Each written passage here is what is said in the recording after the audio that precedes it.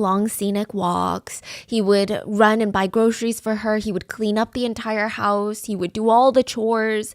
And when he wasn't doing that, he was typically perpetually hunched over a math textbook. He's like every parent's dream kid. For example, one time their town was completely flooded. The water was coming up to people's knees. It was really flooded. So school, for some reason, was not canceled. Do you guys not cancel school often in China? If it doesn't affect the study, then no, yeah. Really? Like if it snows and the roads are a little icy? It depends on the city. Some city are used to it, you know? Yeah, I just remember growing up in the South, it's like one snowflake falls, school is canceled for a week. Yeah, for Georgia, yeah. Yeah. No, school for some reason was not canceled, and all the other students are trying to talk to their parents about this newfound discovery of the dangers of floods. They're like, Mom, Dad, I gotta sit you down and tell you floods are so dangerous. We walk out there. Do you know how much bacteria is in that water? We can't go to school. We can't. I know it's not canceled, but I can't go to school. They're like trying to tell their parents that. Not Xing. Xing put on his backpack and his neighbors said they were shocked to see him splashing onto the streets running to school. Same as always. He was like one of the few students that showed up. Even when his parents gave him allowance, he would just put it away into this little box. And they're like, please, just use this money. Go watch a movie with your friends. Like, you got to put down the math textbook. We're thinking that you're becoming a little bit antisocial. And he refused. When he felt like he had saved up enough, he would present this little box of cash to his grandma. And she would be so upset. Absolutely not. I'm not taking that money. So when his grandma refused, he would use the money to pay for his own school fees. Like, what kind of kid is selfless enough to do this? And it's not like the family was financially struggling at the time. It wasn't a situation where they were emptying out the last of their pockets to send their son to school. He just felt really guilty to use it. I mean, they just had a little bit of extra and gave it to him. That's it. So it really doesn't seem like the type of kid to run away or skip boarding school because he doesn't like the studies or get involved with the wrong type of groups. The extent of his wild streak or his rebellious teenage years was watching anime. And that's not even rebellious. That's just called de-stressing. And of course, he never watched so much that it would affect his grades. Like, he would finish all of his studies before he watched anime. Like, this was their son, and now he's missing. And the authorities were hinting at the fact that maybe Xing had walked off the campus by his own free will. They argued that maybe Xing just got tired of school and left. He's over it. He doesn't want to study anymore. He snapped. That was the best explanation that existed. And the family was like, no, absolutely not. They argued that is logically incomplete. You can't just say that because you can't find anything else. You can't be like, because we can't find evidence of anything else, we think this is the theory. If you want to argue that he walked out of campus, you need a witness or you need evidence to make you believe this theory. Something that would bolster this waterless, baseless theory. And it's, what are you saying? It doesn't make sense, okay? So a month into the search, the Hu family lawyered up and released a statement. The statement was titled, Suspicion of a Campus Burial Case in Shaanxi. So they were requesting immediate criminal investigation. A campus burial case meant that the family was terrified that the school was trying to bury his case and that Xing was literally buried on campus. They believed that his body was being hidden on campus because it's like a locked room situation. Nobody saw him leave, no cameras caught him leaving, so he must still be on campus. Now, side note, there was a campus burial case that had taken China by storm recently. In 2019, a body was found buried in a high school's field track. It was discovered that a supervisor for doing the school renovations, he had gone missing during work one day. That was like years ago, decades ago. They found his body. So the case, reminded people that schools are not as safe as we think they are or even want them to be. Are you talking about the playground case? Yeah. Oh my gosh. Yeah, okay, so... Oh, that's a different case, I think. That's a different one. There's a lot of, it was a playground where they were doing renovations and they dug it up and they found a body. Yes. Yeah. And just the idea that these kids are like bouncing around, hanging out, having fun on top of a dead body. Like, how does a dead body even end up buried under a playground at a school? I think it was a construction they were doing years ago. And then there's a conflict between, was it a principal or a teacher or something? Yeah, and the contractor. They just went ahead and pushed them into the ground and piled it up. Yeah, for so like 20 years. I believe the principal was working with the construction company and overpaying them. So they were saying, oh, if the construction actually costed like $50,000, they would overpay them to $100,000 and then split that extra profit. One of the teachers found out. And they killed it. Yeah, Buried because it. the construction company and the principal had relations. Wow. Yeah. I've talked about this before if you guys follow us on YouTube, but before I met my fiance, I went through a phase in my life where I struggled with debt, okay? I had credit card debt and I was so stressed out by it that I thought I could shove all of that into the closet, and if I don't look at it, it doesn't exist, right? It only made the problem worse, I tell you. It only made it worse because, yeah, duh. But I guess I just didn't even know where to start. It was such a painful process for me, and it doesn't have to be for you. I wish there was a better solution back then for me. But if you're in that place right now, let me tell you, PDS Debt. PDS Debt has customized 0% interest options for anyone struggling with credit cards, personal loans, collections, or medical bills. If you're making payments every month on your debt and your balances aren't going down, this program is for you. PDS Debt rolls all of your payments into one low 0% interest monthly payment. And everyone with over $10,000 or more in debt qualifies. There's no minimum credit score required, bad and fair credit accepted. Like, where was PDS Debt years ago? Because this would have truly made my life so much less stressful. You can save thousands in interest and fees and pay off your debt in a fraction of the time. And like, look, little tip from me, ignoring it does not make it go away. In fact, when I first started tackling the problem, it felt so good and empowering. And right now, with rising interest rates and high cost of living, it's the time to finally take that initiative. So stop waiting and start saving with your own custom debt savings options from PDS Debt. PDS Debt is offering free debt analysis to our listeners just for completing the quick and easy debt assessment at pdsdebt.com/mango. That's pdsdebt.com/mango. Take back your financial freedom today by visiting pdsdebt.com/mango. Now, the Hu family and their legal team felt like there was no way that Xing could have just walked off campus without one of the security cameras catching it, or even without a witness. And if that's what the school and authorities were alleging, that that's what he did, then there's some corruption. There's some sort of foul play involved. They believed that the security tapes from the school had been edited, and they were already upset because the camera situation at this school was bizarre. This school had over 100 cameras, but only 6 family hosts. So think of a camera host as a big family. Every single one of those 100 plus cameras belonged to a host camera. So they're all clumped together, and each host would cover a particular area of the property. And some hosts might be in the school building. Some of them are in the dorm building. Some of them are outside. Some of them are in the park area at the gates. The one host that conveniently wasn't recording at the time covered the area around the main entrance of the school. The family believed if the administrators believed that Xing walked out on his own free will, show us the footage. But maybe they can't because the footage would show something else entirely. So that's why it wasn't working. So the family had a lot of distrust. The family suspected that someone had messed with the cameras before they were turned over to the authorities. Why would they think that? So each person that signs to watch the CCTV cameras or to review them, they have to sign into a monitoring log. And this is like in the system, so it's not like a piece of paper, right? It's in the system. And out of the 6 camera hosts, 5 camera host logs were missing. What? It had been like wiped, meaning like we have no idea who signed in to view or alter any of those 5 camera hosts. And those cameras stopped recording due to a glitch. So after he was seen walking out of the dorm and into the park where there's no security cameras, the cameras stop recording, and they don't start recording until around 1 a.m. the next morning. You're kidding me. Yeah. From the moment he went missing. Pretty much. How did they explain that? Yeah, they said it was a glitch. Okay, it was like an hour after he went missing. They're like, it's a glitch. That could mean that someone could have tampered with the footage from at least dozens of cameras, but we don't know because these logs are gone. And even the one camera that still had their logs left, that's the one that wasn't working. The one near the main entrance. And that one didn't even start recording until way later on. So, I mean, are you kidding? Like, we can't even see who is going in and out of this school at the time that he goes missing. And is that just a weird coincidence or is something else going on? And another thing, there are no cameras in the campus parks. A lot of netizens just felt like that was strange. If anything, that's like a big amount of space you would want to monitor, especially when you have high school students, right?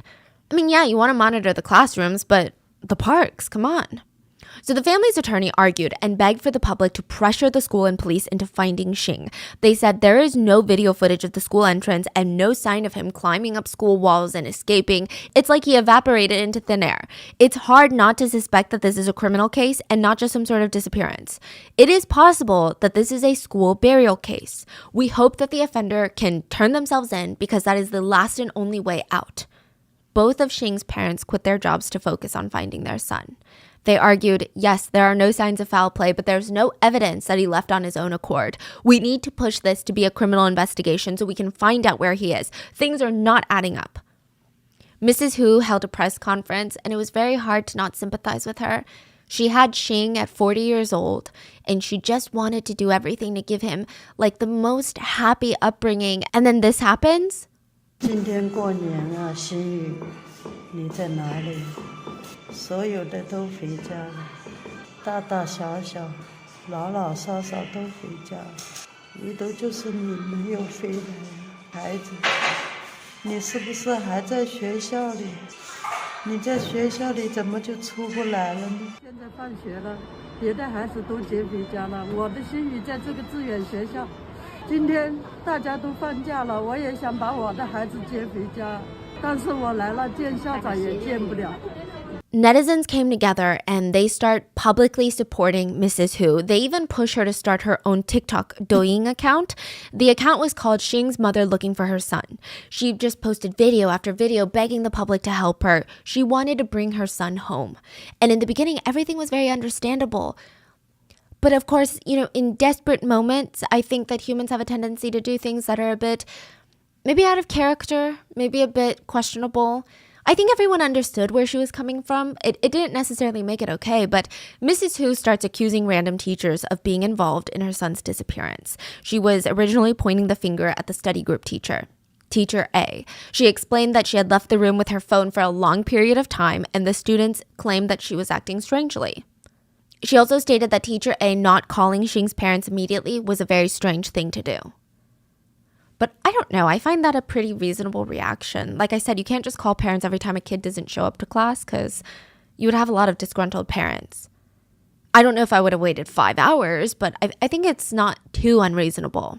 Mm-hmm. Now, netizens disagreed with her slandering a teacher without any concrete evidence, but it's hard to turn on the Hu family. I mean, they would camp outside the school gates holding up signs that read, "Give me back my son."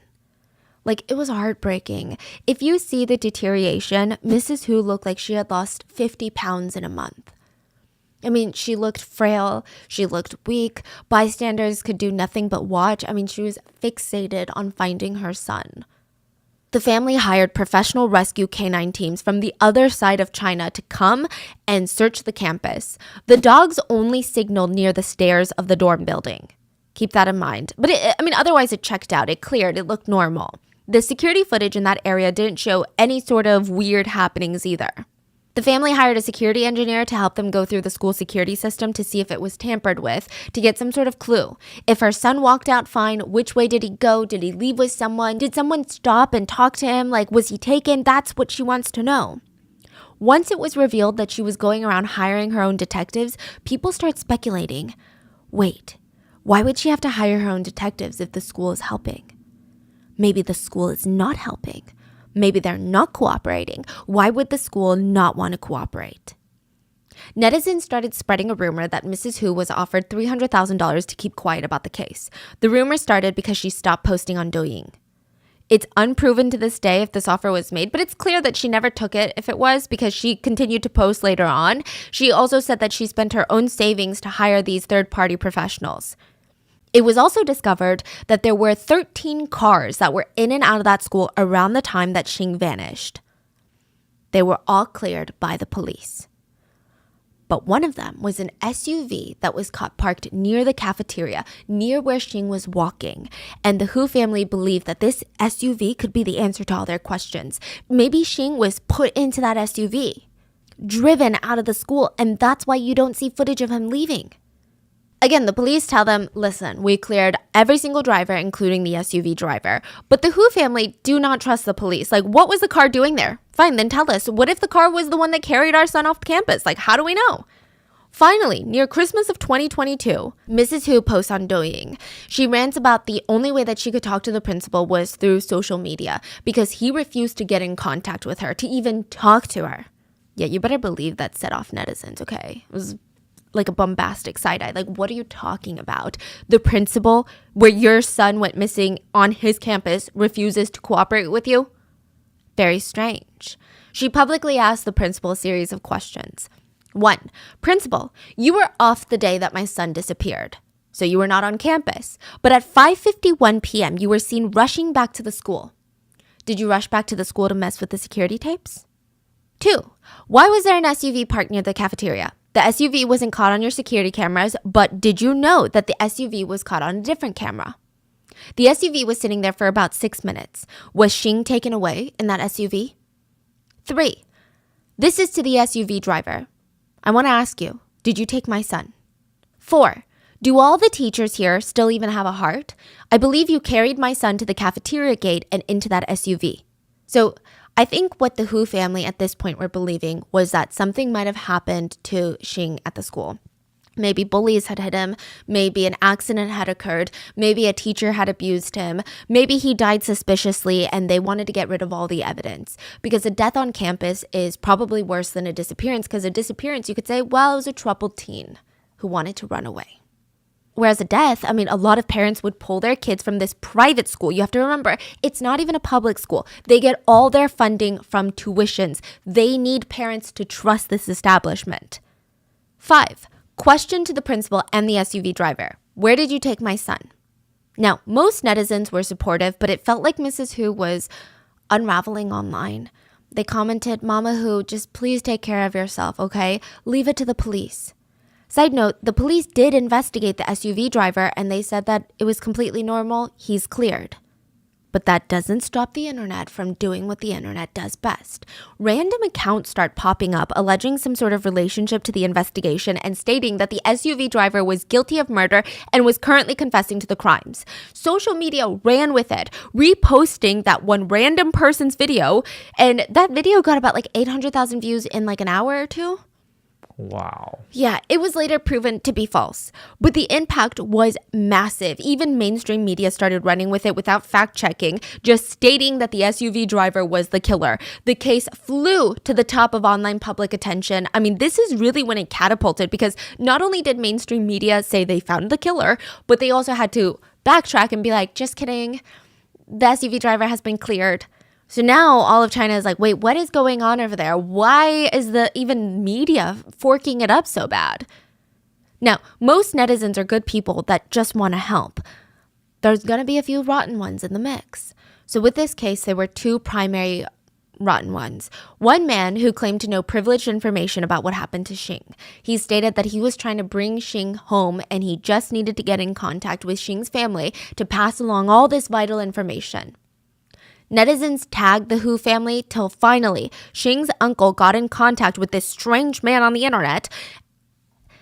The man was looking for 5 minutes of fame.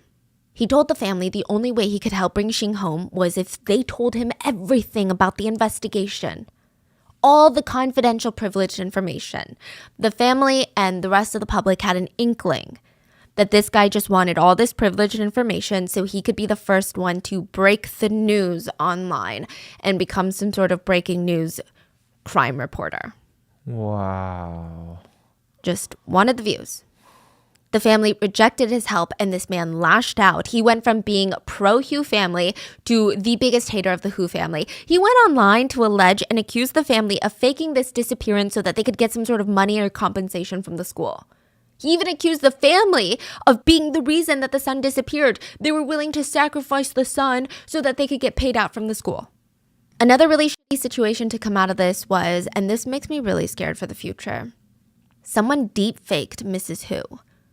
Using her videos online, they deepfaked her face and voice and started multiple new accounts where they were using the AI deepfake, asking netizens for donations. Wow. A lot of people donated. Mrs. Hu had to come out and state on the record, we did not ask netizens for donations. We will never ask netizens for donations. Thank you all for supporting this case, but do not be fooled. We want to establish this as a criminal case. That's what we want. We want the truth. That's it. So the whole case was turning into a mess. But regardless of the public attention to the case, there was a lot of pressure on the school, the city, and the government to figure out what the hell happened to Xing. Netizens started doubting even the efficacy of the searches. They wrote online, usually when a search party is that large, like 2,000 people large, they already have some sort of clue or purpose for the search. It's well organized. It's not just, hey guys, we're just going to go out into the field and look around. But as for Xing's case, there's no leads, no proof, no organization. It feels like he went missing inside the school. If they really wanted to search, they should start from the teachers, students, and parents that were in the school. There are still suspicions that the CCTV camera was tampered with. They should start with the security guards. Plus, the places that were searched, besides all the houses or all the public places that people pass through each day, Xing has been gone for almost 90 days. If traces of Xing were there, they would have been discovered a long time ago.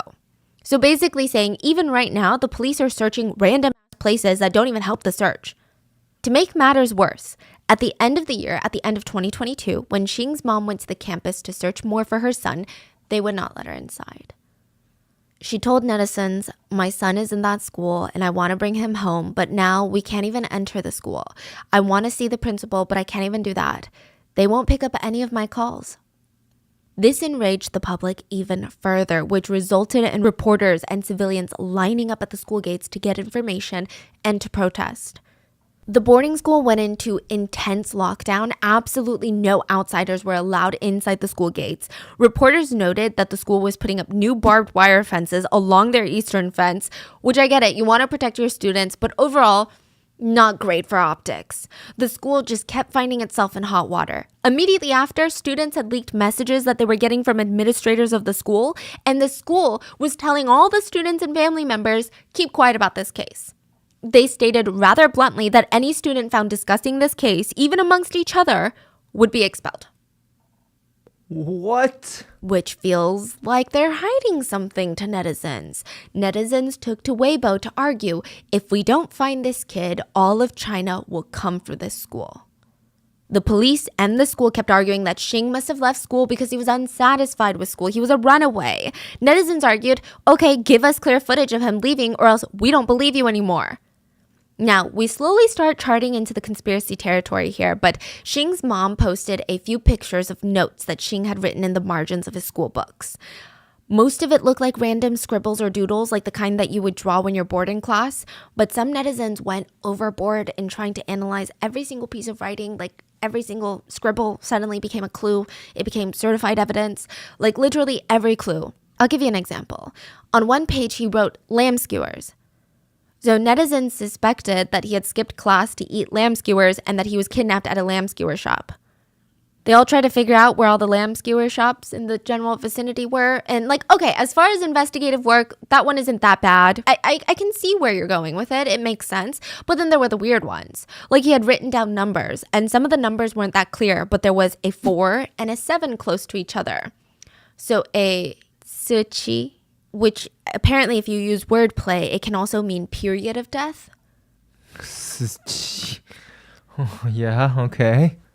So they thought that maybe he was being stalked or he knew that he was going to die soon, that someone was creeping him out. The other numbers were 140, 50, 7,000, and 6,000. For some reason, netizens started speculating that he was burned to death, and those were the temperatures of the furnace that he had been burned in. Yeah.